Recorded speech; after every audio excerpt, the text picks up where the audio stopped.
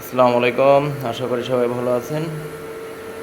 আজ আসছি উইন্ডো মেশিনের কাজের জন্য।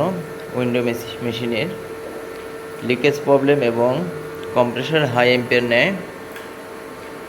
কম্প্রেসারের ভিতরে অয়েল দেখবো আমরা মাপ দিয়ে, অয়েলগুলো ভালো আছে কিনা, এবং অয়েল কমে গেলে হাই এম্পিয়ার নেয়। আরও কিছু কারণ থাকে, যেমন ক্যাপাসিটার দুর্বল হয়ে গেলে হাই এম্পিয়ার নেয়।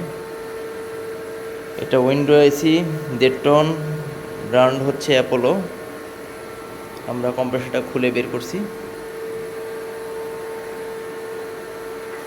এখন আমরা অয়েল ঢেলে দেখব যে অয়েল সঠিক পরিমাণে আছে কিনা, না নষ্ট হয়ে গেছে। একটা বোতল লাগবে, 2 লিটার, একটা খালি বোতল, 2 লিটার কিংবা 1 লিটার নিয়ে আসুন।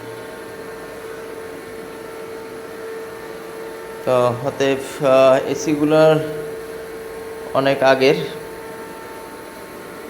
বিগত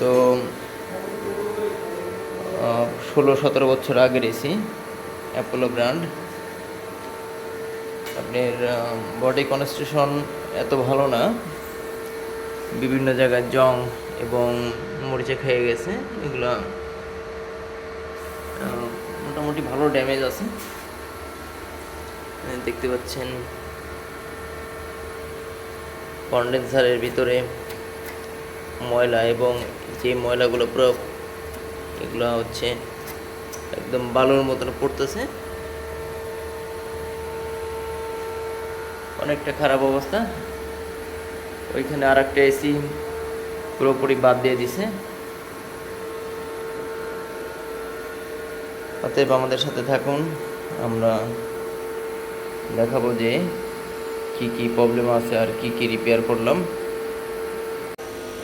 দেখতে পাচ্ছেন এখানে আগে ছিল 35 ক্যাপাসিটার, এখন আমি ইউজ করতেছি 45। ক্যাপাসিটারটা দুর্বল হয়ে যাওয়ার কারণে আমরা 45 ইউজ করতেছি। তো অতএব আগে ছিল 5 এম্পিয়ার, এখন 3.5, 1.5 এম্পিয়ার কমে গেছে। অতএব এখন গ্যাস চার্জ করলে কম্প্রেসারটা কোনো প্রবলেম দিবে না।